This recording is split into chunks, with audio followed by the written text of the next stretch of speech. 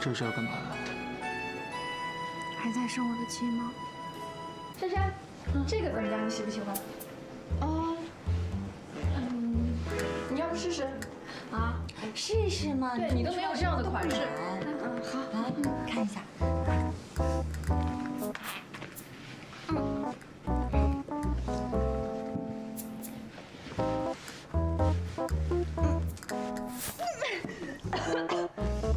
还挺修腿的啊，不错吧？但是，好像有点紧。紧。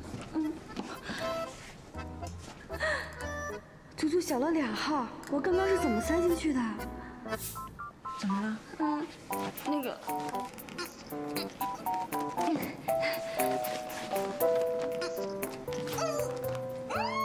你别着急，慢慢脱。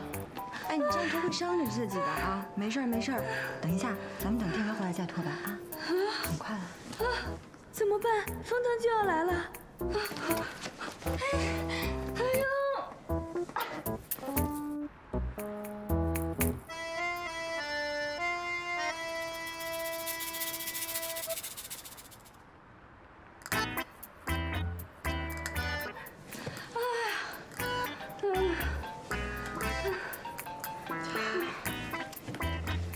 喂，哥，你到了？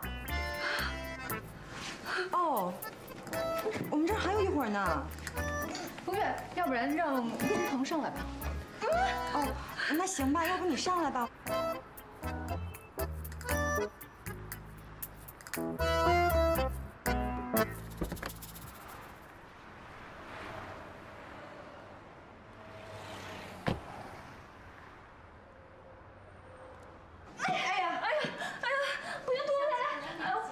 我去洗手间吧。哎，你别，珊珊，你给我回来！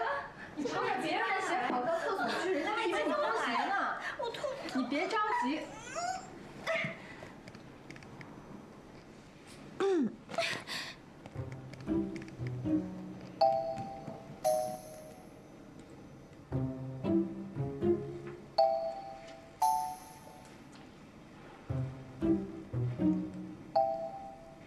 你怎么只穿了一只鞋？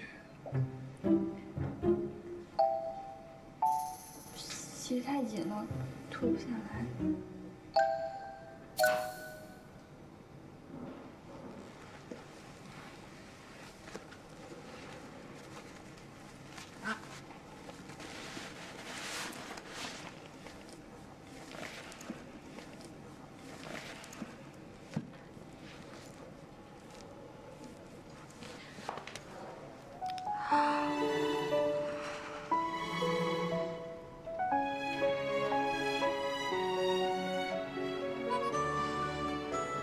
这是要干嘛？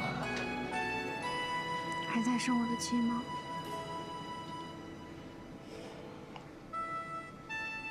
把手放开。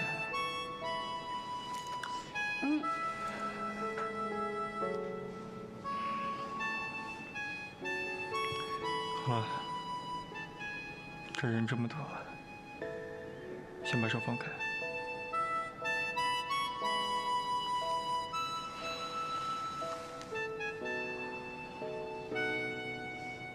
先把鞋装好了，我们再说其他的。风月，你们先走吧。哦。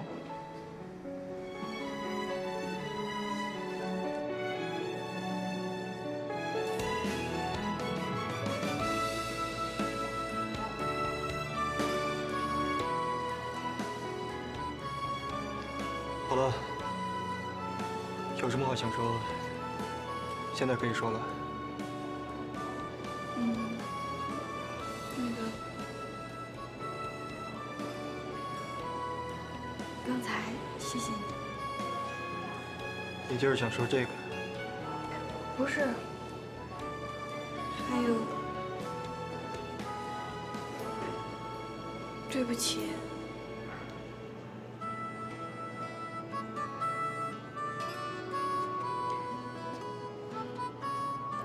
风腾，我从来没有想过要跟你分手，可是我也没有想过以后。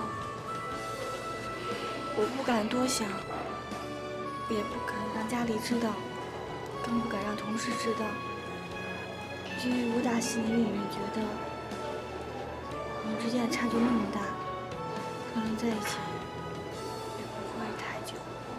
我不是对你没有信心，我是对我自己没有信心。我真的很害怕一些同事说，你看他们俩在一起多不配啊。所以我就把自己藏了起来，装作什么都没有听到。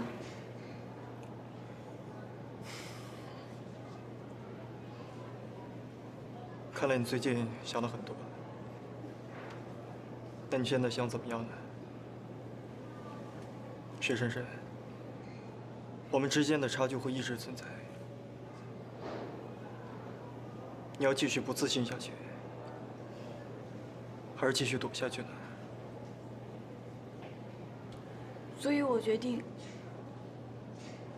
我这次一定要考过 CPA。CPA？ 我之前说考 CPA 都是说着玩的，但是这次我是认真的，我一定要考过 CPA。很好，薛深深，可以给我解释一下我们的话题，怎么就转移到你的职业规划上去了呢？不行吗？红糖，虽然无论是外表还有家世，我们有很多方面都有很大的差距，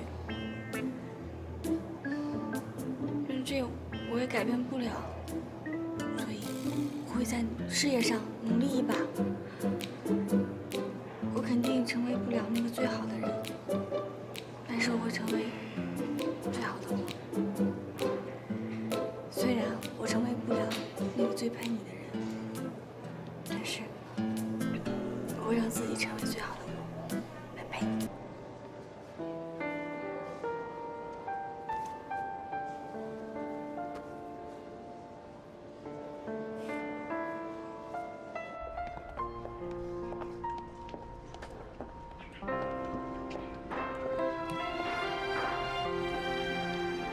我到了。其实我还有一个决定。明天再告诉你吧。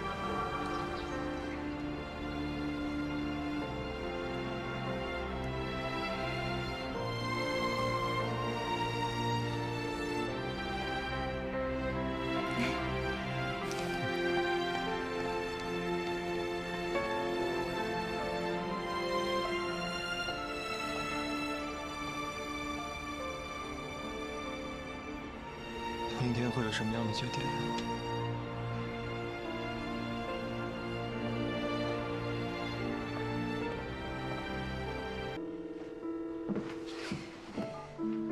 怎么都不接电话呀？哎呀！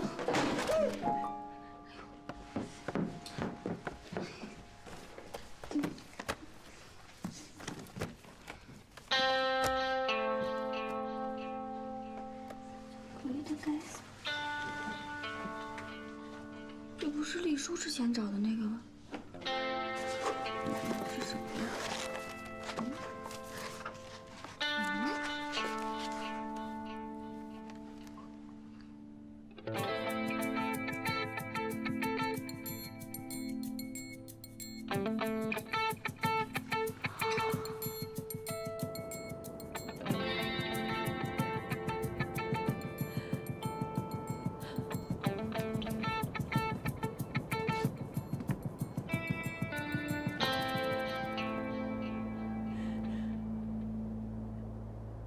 还好吗？你不要再来管我的事情。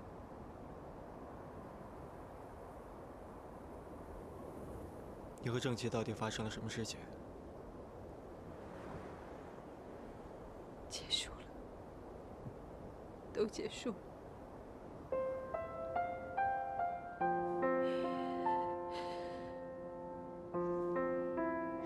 都是你，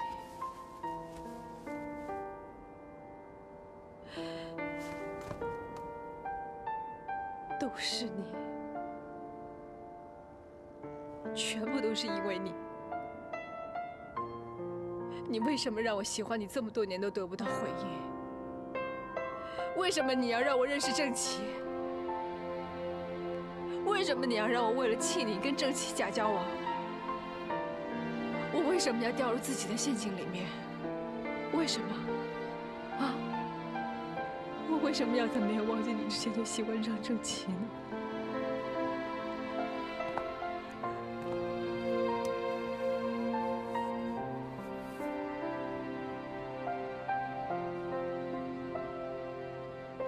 我承认是我的错，我道歉。但是刚才你跟我说过的话，你有和郑琪说过吗？他听了之后一定很开心。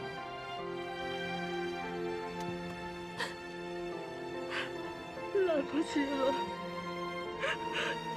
一切都来不及了。为什么？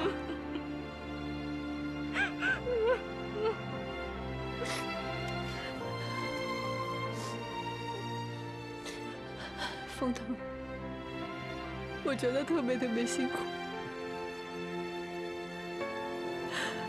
我不能再这么下去了。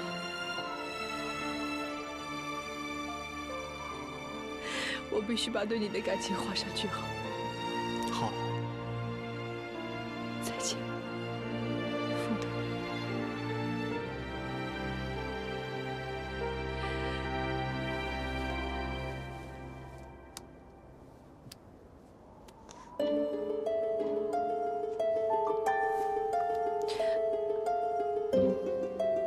珊珊。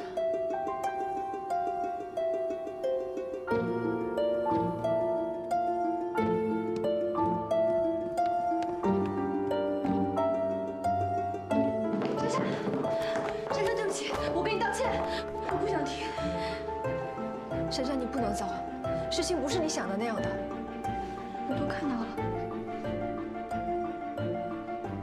我承认我喜欢风腾。刚才那个吻是我主动的，我承认。我喜欢风腾很久了，12年，甚至更久。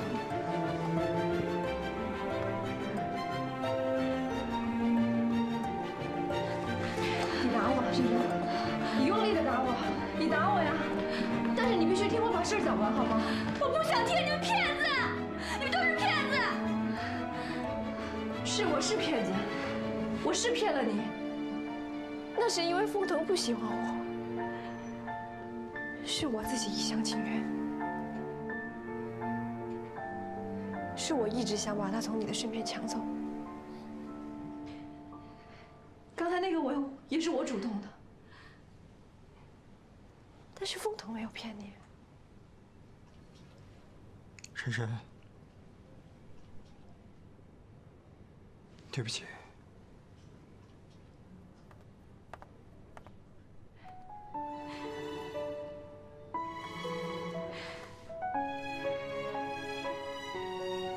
你跟我说过，不要听别人说了什么，要看你做了什么。你这是做什么呀？你刚刚是在做什么？珊珊，那个吻是我主动的，对风腾来说真的不代表什么。我只是在跟风腾告别。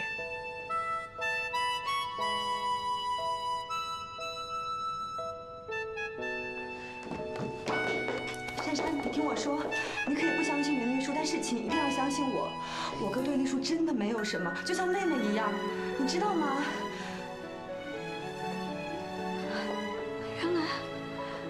原来你们都知道了。原来你们联合起来骗我，这算什么呀？啊，这算是有钱人的恶趣味吗？啊！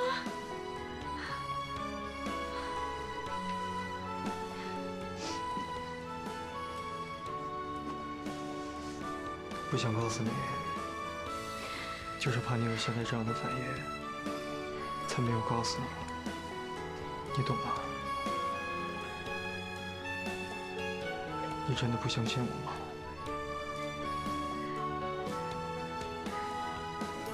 珊珊，我跟凤腾真的没有什么。我不想再听你们任何人讲任何一句话了。你们全部，一个吻不代表什么，你自称凤太太不代表什么。你呢？你让一个喜欢你的女人住在家里面，在我面前，在你身边不停地打转，也不代表什么吗？我呢？不代表什么。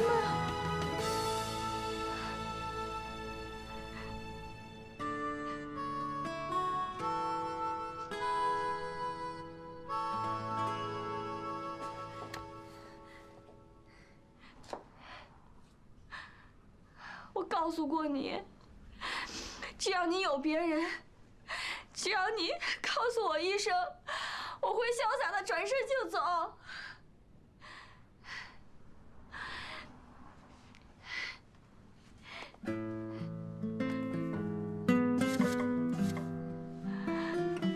珊珊，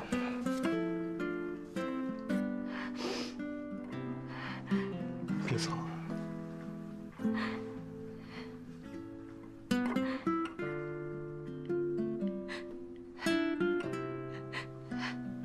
凤腾，你曾经跟我说，我们试试吧。我现在明白什么是试试了。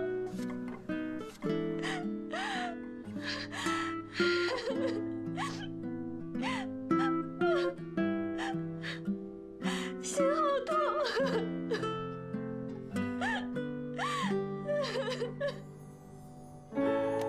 爱开始在我们的故事中上演，一点一滴写下了情感的章节。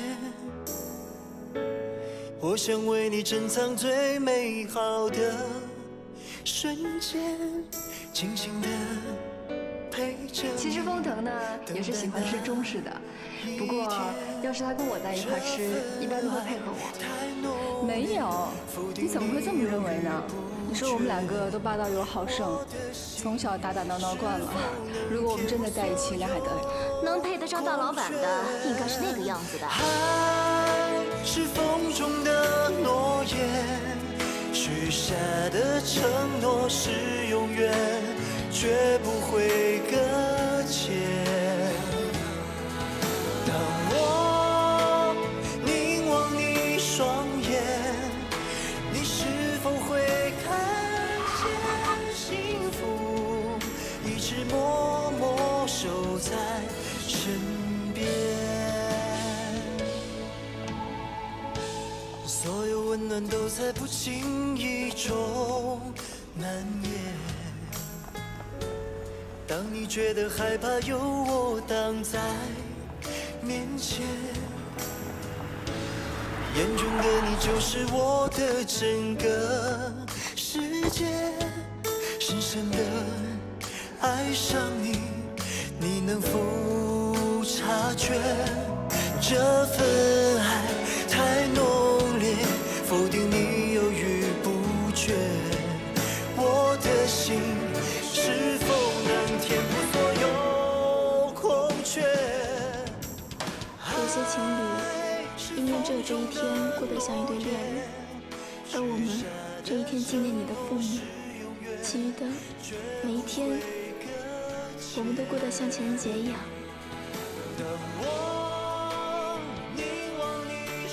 珊珊，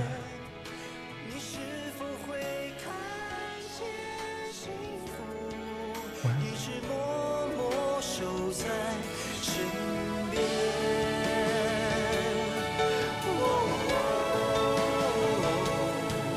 我跟你说，在这个大楼里面，我们是上下居装，但是在大楼外，我们是男女朋友。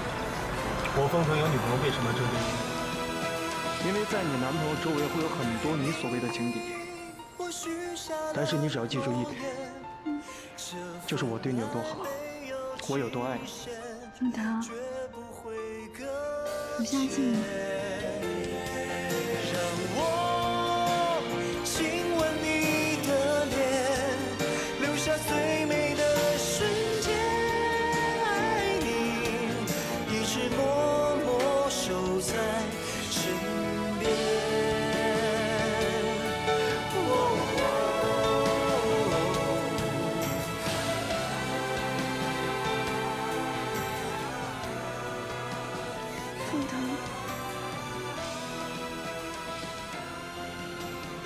几天时间，我许下了诺言，让我冷静一下。爱没有期限，绝不会搁浅。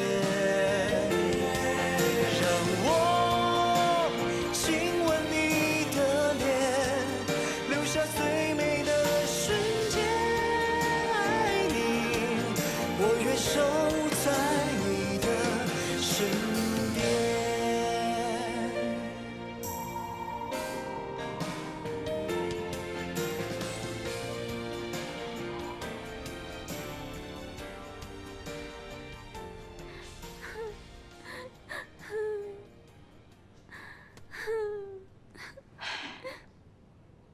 不听双遗言，吃亏在眼前。我都跟你说了多少次了，那个原理书就是有问题嘛。其实我觉得他们说的应该是真的，袁丽书单恋风腾而已，这可是经验之谈。我告诉你，我当时发现尤承浩偷吃的时候，他身边的那些女人，可不像袁丽书那样那么有良知，这可是一个比一个还不客气。你知道为什么吗？就是因为他们个个都觉得自己才是尤承浩的真命天女，所以啊，这依照袁丽书的个性，如果他要是真的跟风腾有什么，他现在怎么会对你这么低声下气啊？这个原理书，它就是一个披着羊皮的狐狸精。我跟你说，就是因为珊珊发现他跟风腾的，所以他才低声下气的。这一路他用的心机还少啊，真不是东西。这种人绝对不能原谅。哎，下次我跟你说啊，我就把它写在我的小说里，我就写。不能给他起那么好听的名字，撑死了叫个袁大头，啊，然后呢，让他从500米高的悬崖掉下去，然后时速200公里的车碾过去，啊，然后再被她男朋友抛弃，然后她爸妈都不理她了，谁都不理她，都哭了，啊，不过你想想，如果要是按柳柳说的那样，你现在跟风腾分手了。那不正合了那原理书的意啦？秘书能这么做，都是因为风腾给了他机会。风腾瞒了我这么久，让我自己保护自己的机会都没有。那倒也是，而且，看样子这袁丽书和风家的关系，可不是说断就能断的。也许，就算风腾以后结婚了，他老婆也得包容这个喜欢自己老公的妹妹吧。珊珊，这点你应该受不了吧？我现在满脑子都是他们亲吻的画面，烦死了。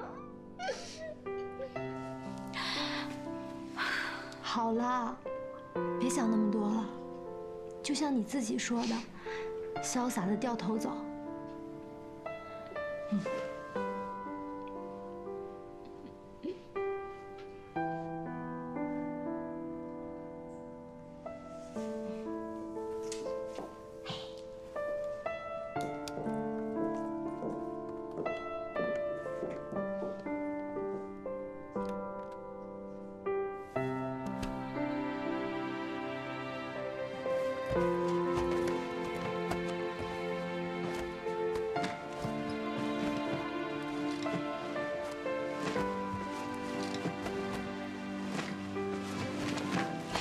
丽书，你非得这样吗？风月，我已经没有脸再待下去了。哎，10几年了啊，你每次都是这样，一遇到事情就逃，逃到角落里，伤口就好了。我这次没有打算逃，我以后都不会再回老寨了。丽书，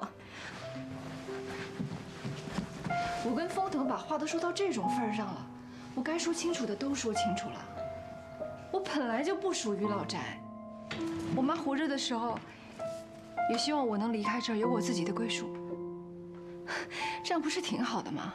就算没有珊珊这件事情，这段时间我本来也打算搬出去的。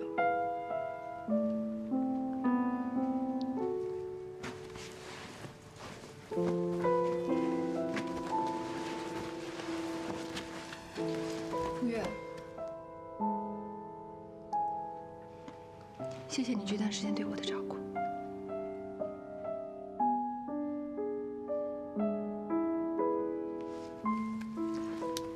是姐妹就别这么说，照顾好自己啊。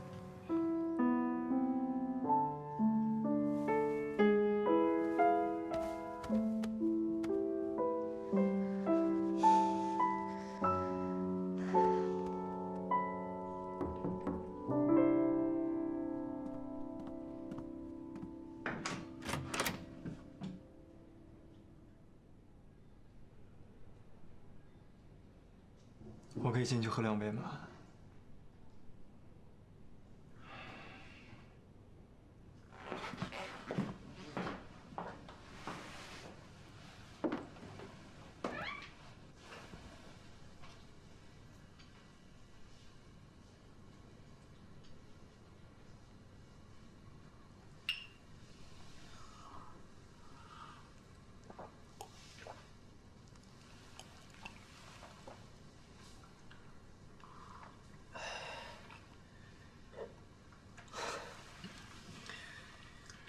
你不是喜欢喝啤酒吗？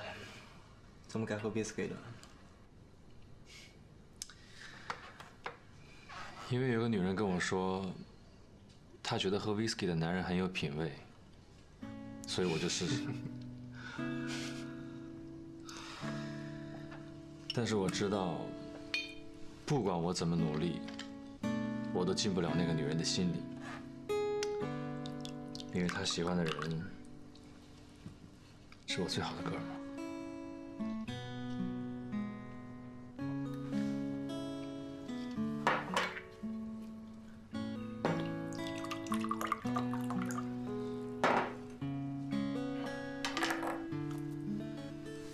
郑洁，你知道我这个人不喜欢说对不起或者抱歉之类的话，因为我觉得那是于事无补的事情。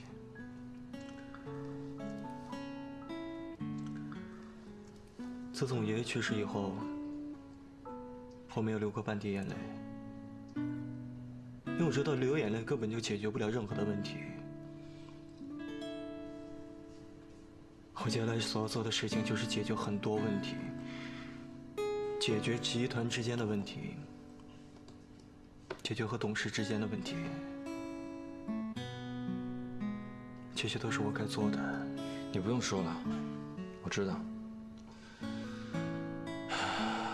为了解决很多问题，你的确没有办法照顾到所有人的情绪，你也不能念及人与人之间的情分。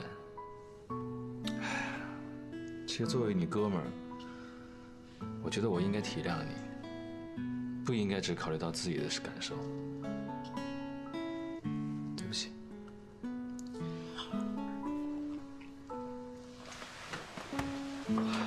我兄弟，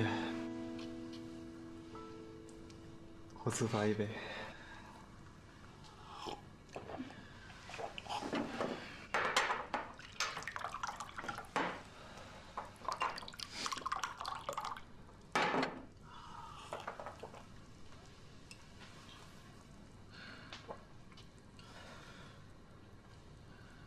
怎么了？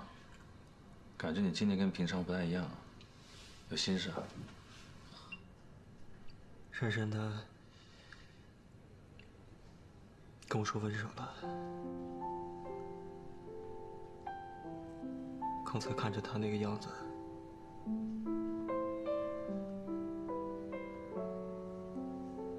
我的心好痛。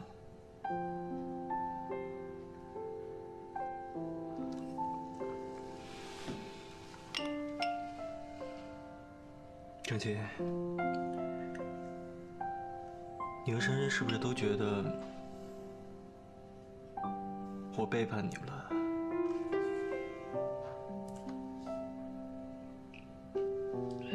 你知道，如果丽叔她不是我从小一起长大的妹妹一样，我会像拒绝其他女孩一样去拒绝她。如果今天这个产品是我凤腾自己的，我一定会和兄弟你一起并肩去打这场官司。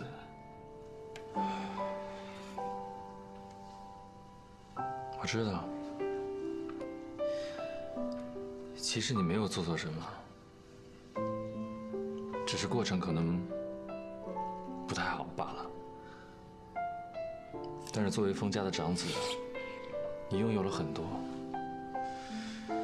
事情的好坏就在你的一念之间，所以你承受的要比常人多的很多很多，包括承受孤单。是啊，其实我好孤单。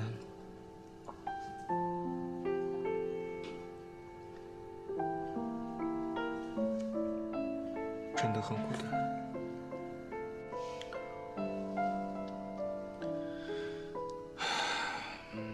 威士忌太烈了，我去看看有没有啤酒。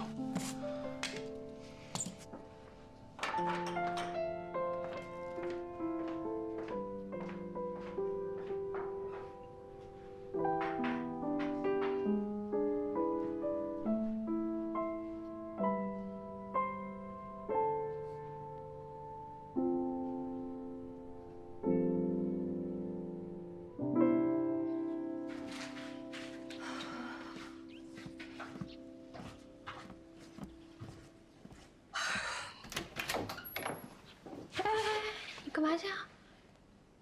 你不会上班去吧？我去办离职。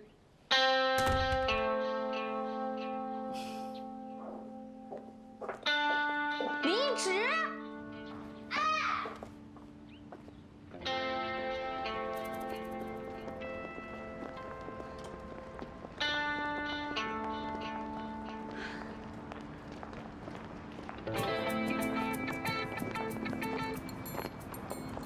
珊珊，跟我们走一趟。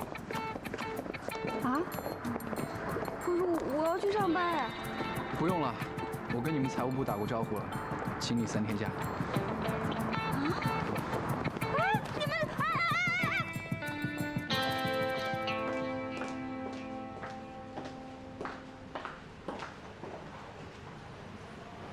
如果你们是来当说客的，那就不要再浪费时间了。我赢了，给钱。哎，你们居然拿我的辞职打赌！珊珊，我没想到你这么笨呐，亏你还是个当会计的，账都算不来。哎呀，哎，你们2位老总级别的人在这里阻止一个助理辞职，是不是有点太看重我了呀？公私不分。你才公私不分吧？一大早我就问过科长了，现在公司人手挺紧张的。你吧，虽然说只是一个小小的助理，可是很多事都上手了，可以独当一面了。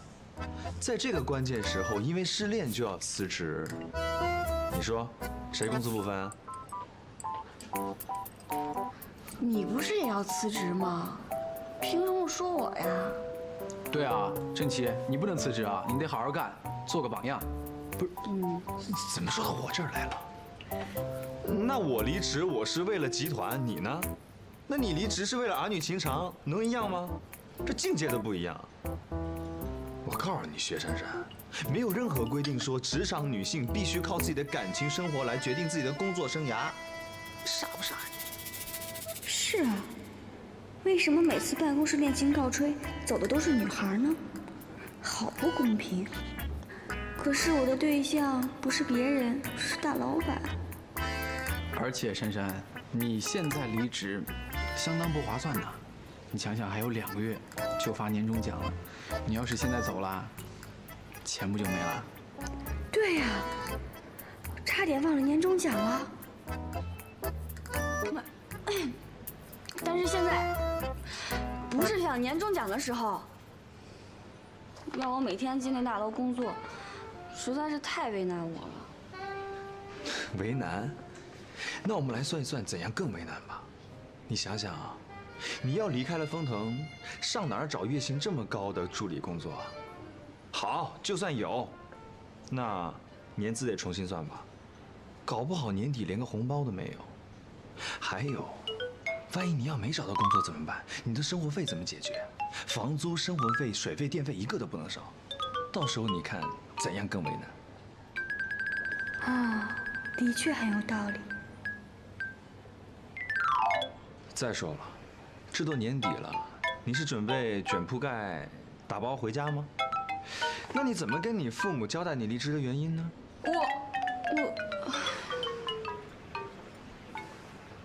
好，那年终前，我暂时不提辞呈，但是我要向2位老总坦诚交代，这段时间我还是继续会积极找工作的。等你找着工作了，咱们再说吧。但是，哎，我也有一个要求。100个都行，说吧。好，从今以后不要再跟我提封腾的事儿，也不要再因为封腾跟我这么热络，你们就把我当成一个助理，一个小小的助理就行了。这样，我也不用得到那么多人的关注了。小助理，帮我们把单买了啊！走，上班去。行，别迟到啊！哎，你们真是说到做到啊！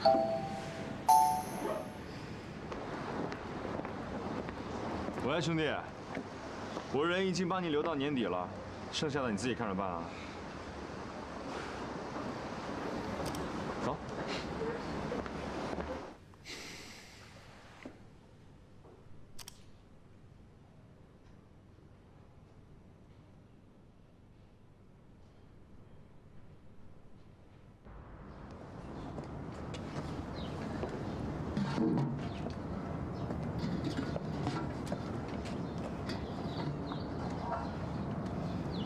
要不然你啊，来1碗牛肉面。好，等一下啊，马上来。哎，今天怎么你一个人来了？男朋友没来？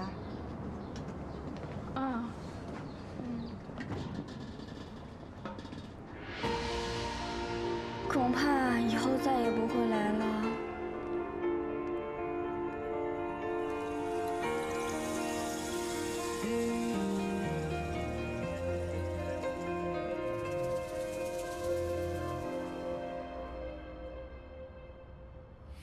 爱情是太过复杂的游戏。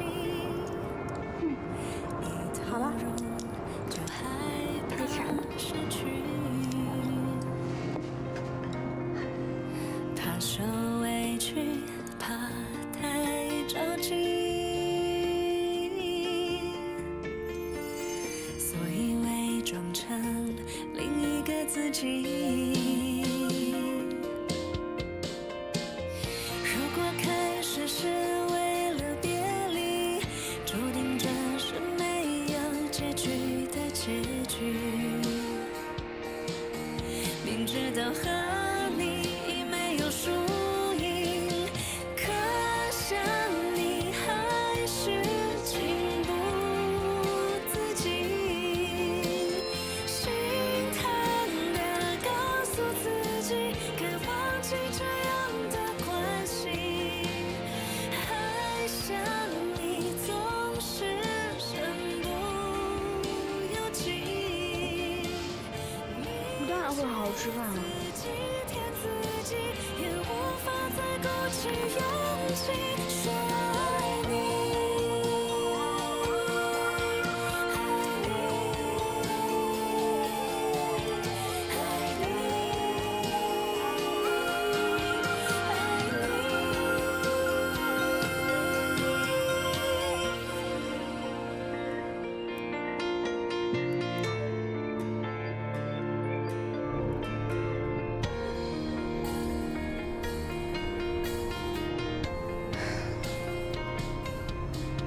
这世界上又有一对情侣诞生了，就在我跟封腾分手之后。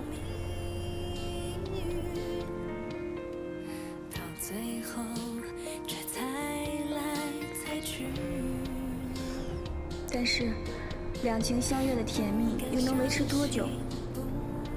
多久之后，他们之间也出现一个原力书。爱情的美好都只是在一开始，过程总是为了维持那份美好，变得坎坷辛苦。一直到发现包裹在美好底层的真相，就是分手的时候。唉，好吧，我太愤世嫉俗了。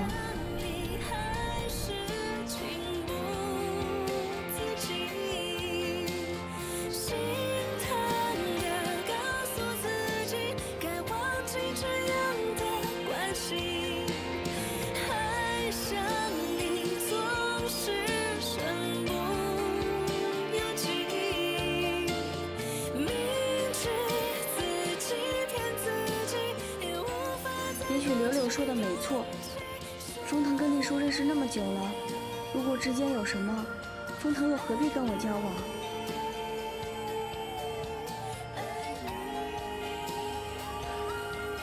但我忘不了，真的忘不了那一幕。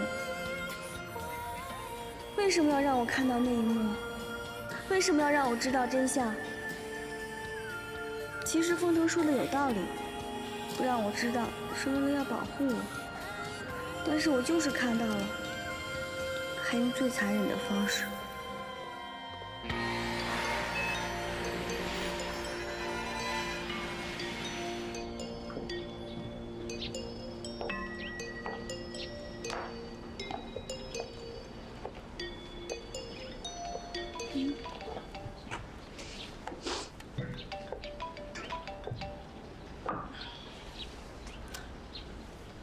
喂，妈，珊珊，吃饭了没有啊？怎么样？最近过得好不好啊？吃过了，我都挺好的，就是有点忙。家里呢？家里怎么样啊？爷爷身体好吗？家里都挺好的。哦，前几天啊，我们用你寄回来的钱呢，给家里买了一台3合1的暖气。哎呦，现在可舒服了，晚上睡觉的时候啊，脚底再也不觉得凉了。这几天呢，天气变凉了，爷爷还说呢，哎呀，幸亏我们珊珊挣钱啦。那就好，那就好。妈，你的年纪越来越大了，你该花的就花，别省着了。我都出来工作了，你这个小姨缺什么，跟我说一声就行了。啊，知道知道，我们家珊珊长大了，啊，妈呢就希望你一个人在外面，也要好好的自己照顾好自己，知道吗？我知道了。那妈，我去工作了，回头再跟你聊啊。拜拜。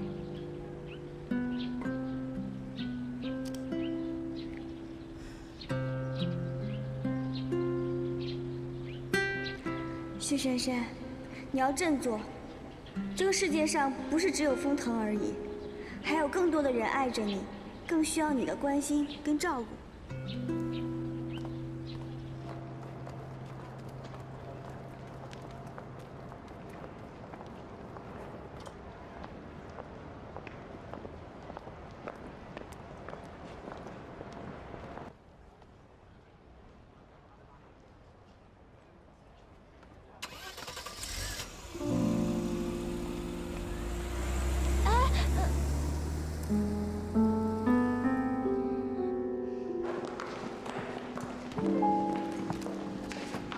周末好啊，珊珊。周末好。今天来那么早，你男朋友送你来的？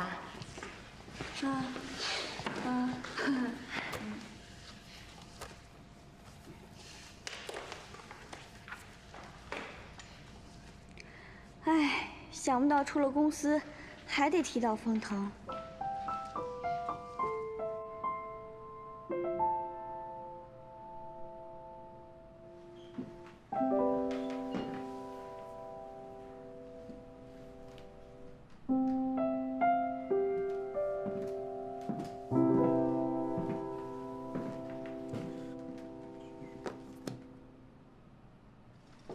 喏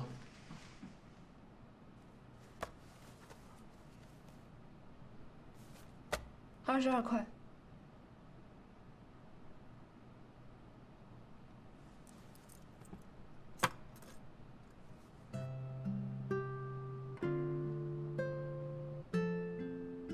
这是我家钥匙，给你。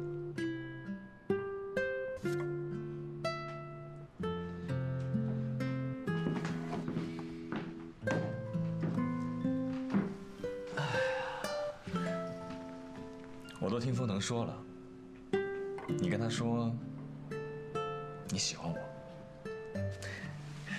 所以我觉得我应该给些回复给你。风腾都跟你说了，那他也不要跟你说。打住，我根本就不想知道。能够引起风腾和珊珊分手的过程一定非常的精彩，但是我一点兴趣都没有。其实我那天那么说，只是因为我情绪比较激动。哦，只是因为情绪激动而已。行，那我问你，为什么那天你在我家里看见女人以后，你会那么的情绪激动？还有，为什么你知道女画家的事以后，你会那么不高兴？还有，在伦敦的那些事难道都是假的？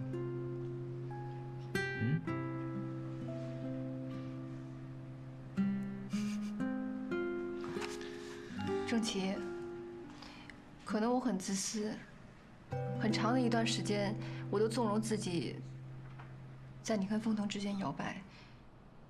但是这并不代表我可以坦然地接受我在你家里看到的一切。你不接受就对了，你不能接受，就说明你内心深处开始真正的喜欢我了。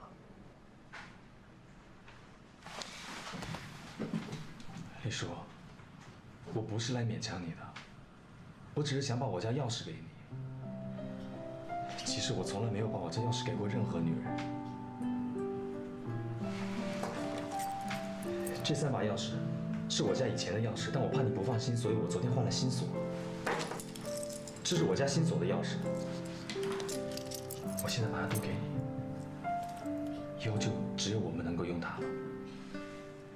你说的我都明白，但是我觉得现在好像不是该说这话的时候。我明白，那现在我也没有需要你跟我承诺什么呀，我只是想让你承认你内心深处是真正的喜欢我的，为什么你就不承认呢？这是需要时间的。在风腾跟珊珊复合之前，我觉得咱俩说这话都不太合适。啊，在风腾和珊珊复合之前，那也就是说我们的幸福必须得建立在他们的幸福之上。你觉得你这么做公平吗？是我导致他们俩分手的，难道我不能有一点愧疚感吗？那你考虑过我的感受吗？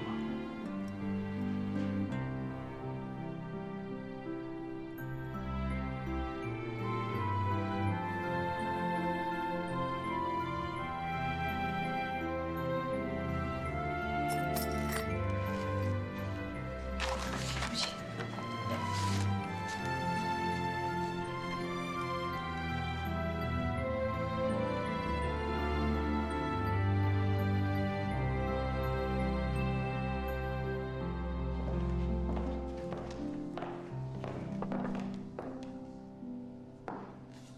阿佳，薛珊珊今天又没来上班啊？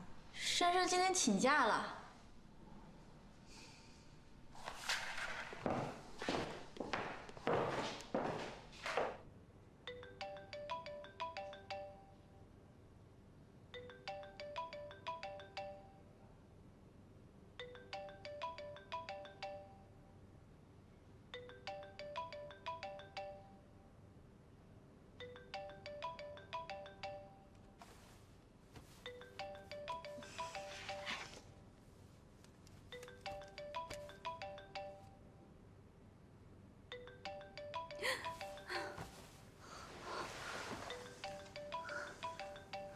朱小薇，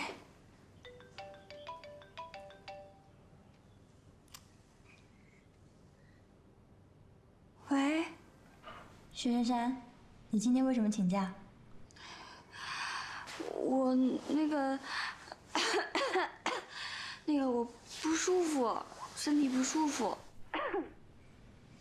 办公室这么忙，一点小病小痛就请假，大家都不用上班啦。我不管你有什么天大的事情，还是真的身体不舒服。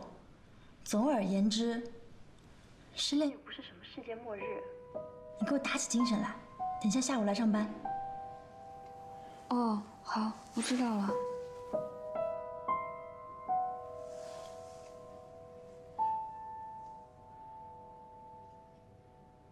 小薇说的是，失恋又不是什么世界末日，我也应该振作点才对。哎，小薇是怎么知道我失恋的事情的？琳达告诉他的。啊，完了，是不是全公司的人也都知道了？请问大老板，特地把我们叫上来是有什么事吗？现在员工餐每天的预算是多少？报告大老板，一餐大约是在8块钱左右。菜色呢？基本上要看当季的食材，大约1周更换一次菜单。这样，从明天开始，每一个人的预算帮我升到12块钱，中西式都要有，而且每一天的菜单我要亲自过目。是。好了，谢谢你们。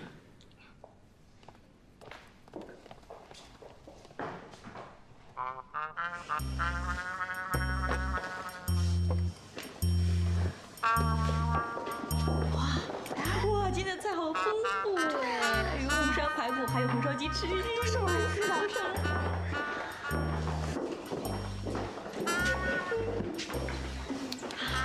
谢谢。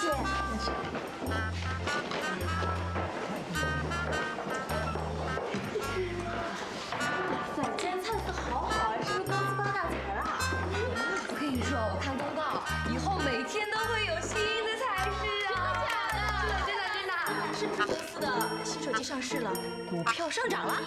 怎么可能？哎，你想啊，齐帅侵权争议还没有结束呢，股票可观呢。难道是美国那边有消息了？珊珊，大老板那边有没有说什么？没有。显然大家还不知道我们分手的事儿。虽然少了八卦的烦恼，但是老问我风腾的事儿也挺闷的呀。不过话说回来，大家好像都习惯我跟风腾在一起了，感觉外界对我们没什么阻力了。唉，但偏偏在这个时候，我们分手了。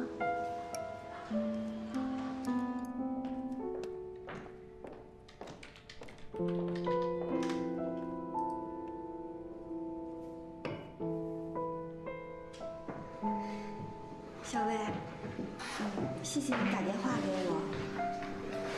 你放心，至少在年终之前，我都会努力完成工作的。年终前？过年以后，我也许会换工作，所以分手的事情，请帮我保密，至少在这段时间吧。薛珊珊，你毕业也有1年多了吧？出了社会呢，就要记得公私分明，别把这里还当成学校。上班时间还嚷嚷自己失恋啦，要换工作啦，这样的个人私事真的很影响专业。人这一辈子呢，换几个工作，谈几场恋爱，都是很正常的事情，别搞得天大了不起。往后我可不希望在办公室里再听到你说这样的话，把重点放在工作上吧。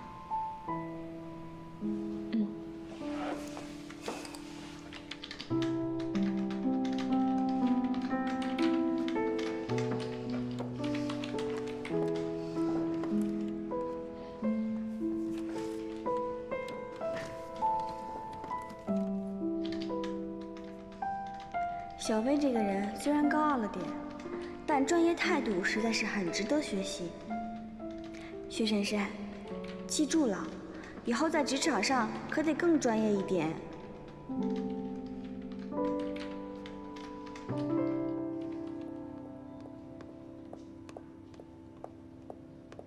大老板，Carrie刚刚发过来的，碧娜公司一知道我们有意和解，提高了2倍的赔偿金。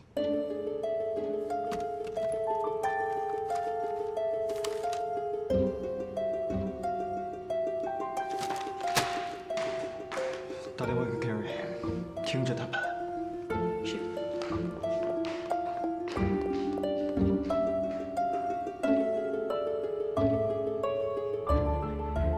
我早跟你说过了，比娜是个贪得无厌的公司，你跟这种人施出善意，只会让对方得寸进尺。可你们就是不听，现在好了。 Carrie 呢？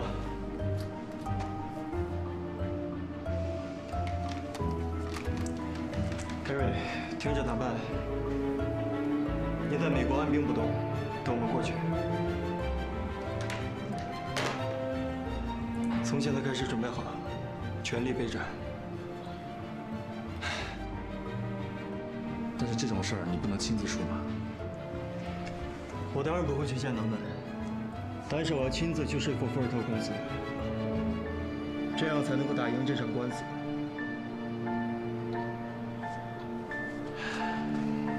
行，我跟你一起去见他们。这是这个月的加餐费，如果薛小姐过来，帮我给她多加几块肉吧。好的，好的。不过你怎么不跟薛小姐一起过来呢？我最近比较忙，过一阵子。好，那好吧，有空跟薛小姐一起来啊。多谢你。不客气。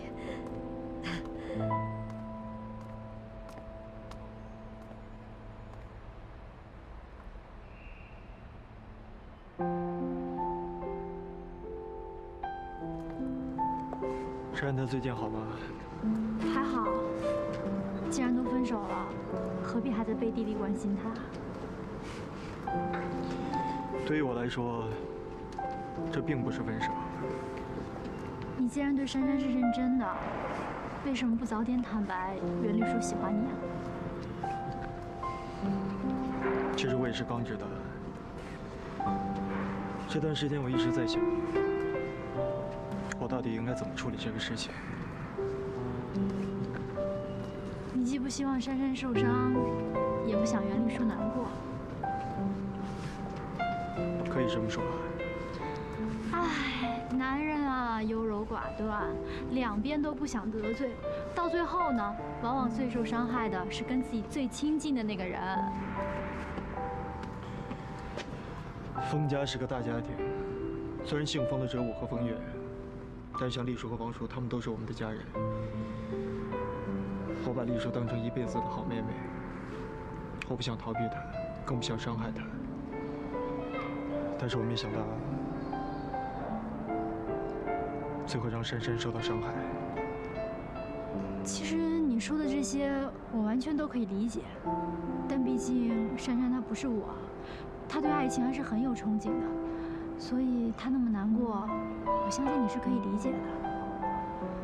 我想，现在我们唯一可以做的就是等了，等她自己想清楚了，你就有机会跟她解释清楚了。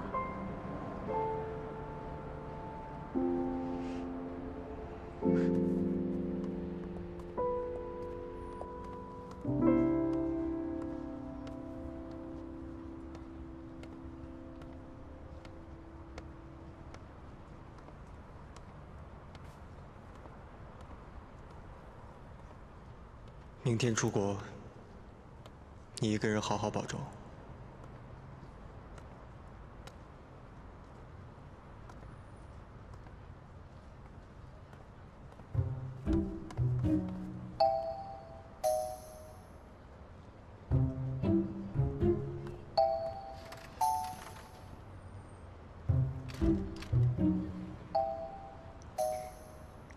又要出国了呀？要出国传短信给我，却直接要找丽书，这还不够明显吗？说不定你们根本就是要一起出国。风腾，你这个大骗子，太过分了！哼！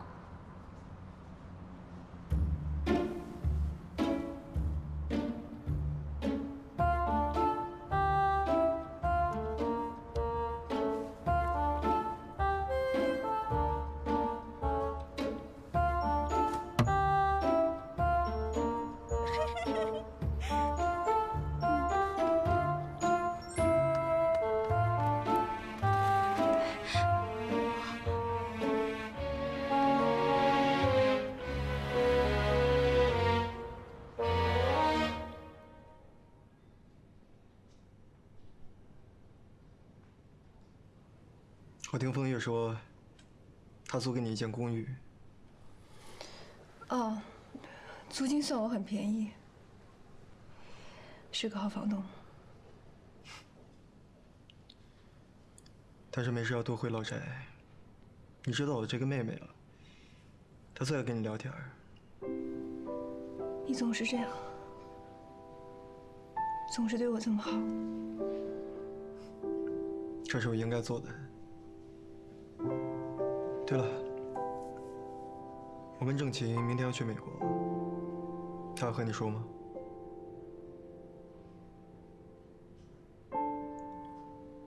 李叔，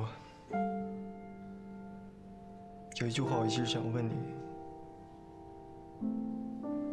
你是不是觉得自己不值得被爱？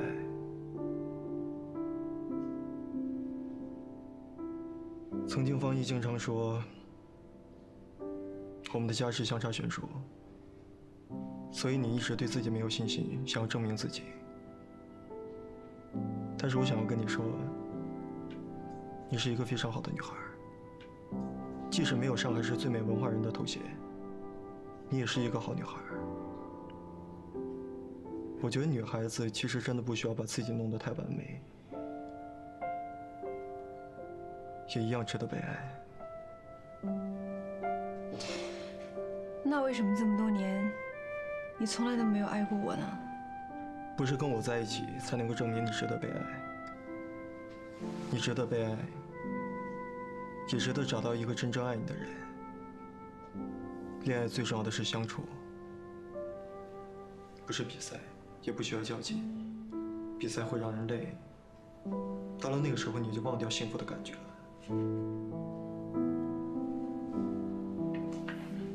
这就是你跟薛珊珊在一块儿的原因吧？不用较劲，也不用比赛，只有纯粹的幸福。对。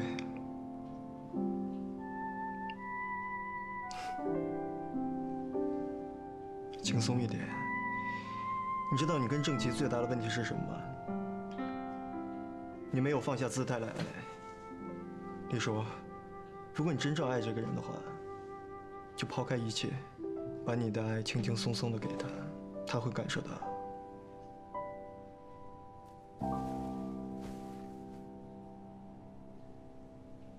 你永远都是我的好妹妹，我的家人。祝你幸福。